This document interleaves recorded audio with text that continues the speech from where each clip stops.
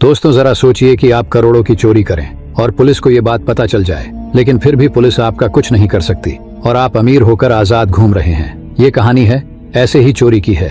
ये एक सच्ची कहानी है जिसमें अर्जेंटीना के 5 लोगों ने इस देश के इतिहास की सबसे बड़ी चोरी की थी। ये चोरी दिन दहाड़े सबके सामने पुलिस के सामने की थी और इस चोरी के दौरान एक भी इंसान को खरोच तक नहीं आई थी। फिल्म की शुरुआत में हम देखते हैं फर्नांडो को, जो कि एक पेंटर और जूडो इंस्ट्रक्टर हैं। हालांकि वो अपने रूटीन लाइफ से बोर हो चुका है। एक रात जब फर्नांडो अपना काम खत्म करके घर लौट रहा था तो वो सिगरेट पीने के लिए रुकता है, लेकिन तभी एक कार पानी उड़ाकर उसके सिगरेट को बुझा देती है। वो सिगरेट को बहते हुए पानी में फेंक देता है। उसका सिगरेट पानी के साथ आहिस्ता आहिस्ता आगे बढ़कर नजदीक के गटर में बह जाता है। फर्नांडो देखता है कि ये गटर बैंक ऑफ रियो के सामने है और वो गटर का पीछा करते हुए एक पुल के पास पहुंचता है जहां नाले के सारा पानी आता है। फिर फर्नांडो नाले के बड़े से पाइप में जाता है और अचानक उसके दिमाग में खतरनाक आइडिया आता है। अगले दिन फर्नांडो अपने सिविल इंजीनियर दोस्त सेबेस्टियन से मिलने के लिए जाता है और उसे बैंक ऑफ रियो में लूट करने के अपने आइडिया के बारे में बताता है। सेबेस्टियन को भी पैसों की बहुत जरूरत थी, इसलिए वो फर्नांडो का आइडिया पर काम करने के लिए तैयार हो जाता है। लेकिन उसका मानना है कि बैंक रॉबरी को अंजाम देने के लिए उसे गाड़ियां, कई सारे इक्विपमेंट्स और काफी पैसों की जरूरत होगी। इसीलिए फर्नांडो एक ऐसे आदमी की तलाश करना शुरू करता है जो बैंक रॉबरी की इस प्लान को फाइनेंस कर सके। फर्नांडो का एक और दोस्त देबाजो उसे फाइनेंस के लिए मारियो के पास भेजता है। मारियो जो कि छोटी मोटी चोरी करने में उस्ताद हैं। अगले दिन फर्नांडो मारियो से मिलता है और उसे अपने प्लान के बारे में बताता है। प्लान सुनने के बाद मारियो थोड़ा सा कंफ्यूज होता है। तभी फर्नांडो उससे कहता है कि अगर ये प्लान सक्सेस हो गया तो फिर उसे कभी चोरी करने की जरूरत ही नहीं पड़ेगी। ये सुनकर मारियो भी इसके प्लान में शामिल हो जाता है। फिर फर्नांडो और मारियो लोकेशन पर जाते हैं। फर्नांडो बैंक ऑफ रियो के सामने वाले गटर में एक मेजरमेंट टेप डालता है, जिसके बाद वो दोनों नाले के अंदर जाकर टेप का निचला हिस्सा देखते हैं। कुछ गिनती के बाद फर्नांडो बताता है कि वो करोड़पति बनने से सिर्फ 18 मीटर दूर है। लेकिन मारियो को बारिश की फिक्र रहती है, अगर बारिश आ गई तो वो लोग फंस जाएंगे। लेकिन फर्नांडो कहता है कि वो लोग उसे दिन चोरी करेंगे जिस दिन मौसम बिल्कुल साफ होगा। मारियो को भी उसका प्लान बहुत पसंद आता है। अगले सीन में हम देखते हैं कि फर्नांडो, मारियो और देबासो बैंक रॉबरी को प्लानिंग करने के लिए एक मीटिंग करते हैं। वो बैंक में सुरंग खोदने की योजना बना रहे हैं, लेकिन बैंक के सभी कमरों में मोशन सेंसर हैं। फर्नांडो कहता है कि मोशन सेंसर कभी भी मूवमेंट को ट्रैक नहीं करते, वो सिर्फ तुम्हारे टेम्परेचर को चेंज होते हुए नोटिस करते हैं। इसीलिए वो स्लीपिंग बैग से एक सूट बनाते हैं जिससे वो अपने शरीर का टेम्परेचर मोशन सेंसर से बचा सकते हैं। अब उनके सामने सिर्फ एक प्रॉब्लम थी और कि बैंक के लॉकर को कैसे खोला जाए। इसीलिए वो अगले दिन बैंक के आसपास के इलाकों में छानबीन करते हैं। सेबेस्टियन के साथ बैंक में जाने से पहले फर्नांडो बैंक के आसपास की तस्वीरें लेता है। सेबेस्टियन बैंक के स्टाफ से अकाउंट ओपन करवाने के बारे में पूछता है, जबकि फर्नांडो बैंक के अंदर तस्वीरें लेने लगता है। लेकिन तभी वहां पर एक सिक्योरिटी गार्ड आ जाता है और उसे ऐसा करते हुए देख लेता है और उससे पूछताछ करने के लिए उसे बेसमेंट में लेकर जाता है। लेकिन ये सब फर्नांडो की प्लानिंग का हिस्सा ही था, क्योंकि उसे सेफ्टी डिपॉजिट वॉल को नजदीक से देखना था। सिक्योरिटी गार्ड फर्नांडो की हर सामान की जांच करते हैं, लेकिन उन्हें कुछ भी नहीं मिलता। इसीलिए फर्नांडो को वहां से जाने दिया जाता है। बाद में पता चलता है कि फर्नांडो ने कैमरे में से मेमोरी कार्ड निकल लिया था। फिर फर्नांडो और सेबेस्टियन तस्वीरें और उन्होंने जो कुछ देखा उसे याद करके बैंक का पूरा प्लान बनाते हैं। फर्नांडो उस कमरे से घुसने का प्लान बनाता है जिसमें उसको रखा गया था। अब उन्हें बस बैंक और नाले के बीच का दूरी को पता लगाना था। इसीलिए वो गटर के ढक्कन और बैंक का अंतर नापने के लिए साइकिल का इस्तेमाल करते हैं। टायर पर मार्क करके टायर कितनी बार घुमा है इसकी गिनती करके उन्हें ये पता चल जाता है। अगले दिन फर्नांडो अपनी जियोमेट्री नॉलेज का उपयोग करके उस एंगल का पता लगाता है जहां से उसे सुरंग खोदनी होगी। यहाँ हमें पता चलता है कि जो पैसा वो चुराएंगे बैंक के पास उनका इंश्योरेंस होगा। इसका मतलब चोरी से आम आदमी को नुकसान नहीं होगा, बस बैंक वालों को होगा। उस रात फर्नांडो और अन्य लोग नाले में जाते हैं और सुरंग खोदना शुरू करते हैं। अब ये लोग अल्बर्टो नाम के एक लड़के को भी अपने साथ लेते हैं। इतनी प्लानिंग करने के बाद भी फर्नांडो और उसके साथियों को 400 लॉकर खोलने का कोई तरीका नहीं मिल रहा था, क्योंकि 400 लॉकर खोलने में उनके प्लान के मुताबिक उन्हें करीब 7 घंटे लगेंगे और इतने टाइम के लिए वो बैंक में रुक नहीं सकते। इसीलिए फर्नांडो सुझाव देता है कि क्यों ना हम में से एक उसी बैंक के दूसरे ब्रांच में लॉकर किराए पर लेकर लॉकर का बारीकी से निरीक्षण करें, उसके बाद वो फैसला करेंगे। अगले दिन मारियो उसी बैंक के दूसरे ब्रांच में एक लॉकर लेता है और लॉकर को खोलते वक्त वो लॉकर को बड़े ध्यान से देखता है। अब मारियो और उसके साथी एक वैन को चुराते हैं और अल्बर्टो के घर के बाहर उसका इंतजार करते हैं। तभी वहां पर पुलिस आ जाती है। पुलिस को देखकर वो सभी घबरा जाते हैं, उन्हें लगता है कि वो लोग पकड़े गए हैं। तभी वहां पर अल्बर्टो और उसके पत्नी आते हैं और पुलिस ऑफिसर को बताते हैं कि वो सब उनके दोस्त हैं। वहीं रात को दिखाया जाता है जब सब के सब टनल के अंदर ड्रिल करना यानी सुरंग बनाना शुरू कर देते हैं। दरअसल पिछली 2-3 दिनों से सुरंग बना रहे हैं और आज सुरंग बनाते बनाते इनकी ड्रिल मशीन टूट जाती है। मारियो कहता है कि अब मैं और पैसे नहीं लगा सकता, मैं पहले इस काम में बहुत पैसे लगा चुका हूँ। मारियो की बात सुनकर फर्नांडो परेशान हो जाता है। उस रात फर्नांडो अपनी गर्लफ्रेंड से मिलने के लिए जाता है। वो रात को तारों को देखता है।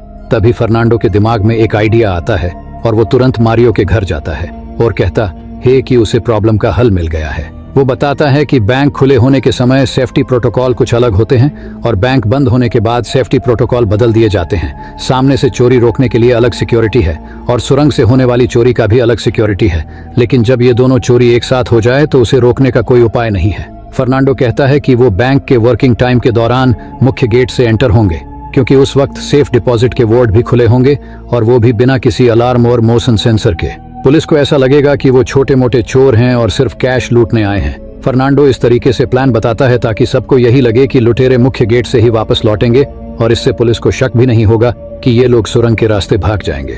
फर्नांडो का आइडिया सुनकर मारियो बेहद खुश होता है। अब बैंक रॉबरी का दिन आता है। गैंग के सभी मेंबर्स अपने उंगलियों पर ग्लू लगाते हैं ताकि उनके फिंगरप्रिंट्स छुपाए जा सके।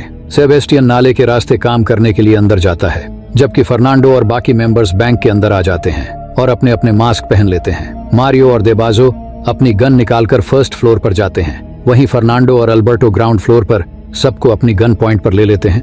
वो बैंक कर्मचारी को फ्लोर पर लेटने का ऑर्डर देते हैं। वहीं एक सिक्योरिटी गार्ड सीसीटीवी रूम में पुलिस को अलर्ट करता है, लेकिन वहां पर फर्नांडो सीसीटीवी रूम में से हो रहे कम्युनिकेशन को सुन रहा था। बैंक में मारियो कैशियर को ऑर्डर देता है कि वो सारे के सारे पैसे बैग में डाल दें। वहीं अल्बर्टो जाकर पार्किंग का गेट लॉक करता है। कुछ ही देर में पुलिस बैंक के बाहर होती है। पुलिस को देखते ही फर्नांडो एक सिविलियन को गन पॉइंट पर लेकर पुलिस को धमकी देता है कि अगर पुलिस ने बैंक में घुसने की कोशिश की तो वो उसे मार देगा। इसके बाद फर्नांडो बैंक में वापस आता है और अपने साथियों को बताता है कि लूट का पहला फेज समाप्त हो चुका है। अब फेज 2 में मारियो एक औरत को गन पॉइंट पर लेकर सीसीटीवी गार्ड को सरेंडर करने के लिए कहता है।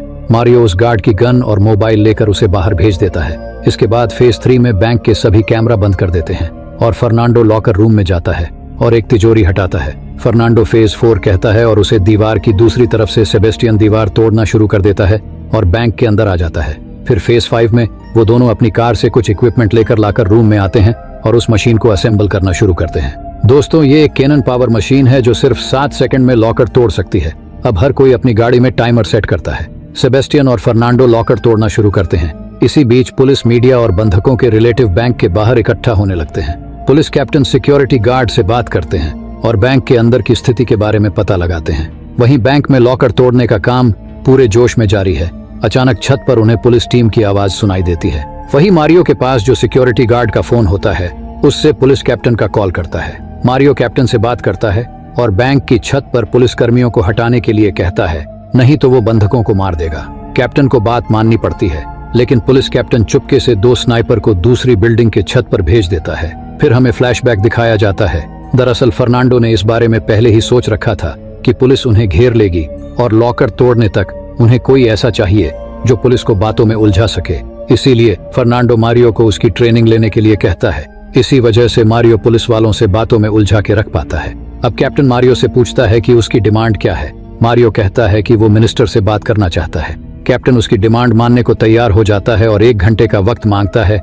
इसी बीच फर्नांडो और सेबेस्टियन ने काफी लॉकर तोड़ दिए हैं, जिसमें ढेर सारा कैश और कई किलो गोल्ड ज्वेलरी है। बैंक के बाहर पुलिस अपने प्लेन बनाते हैं। पुलिसकर्मी देखते हैं कि बैंक में एंटर होने के केवल 2 रास्ते हैं, एक मुख्य गेट और दूसरा पार्किंग एरिया से।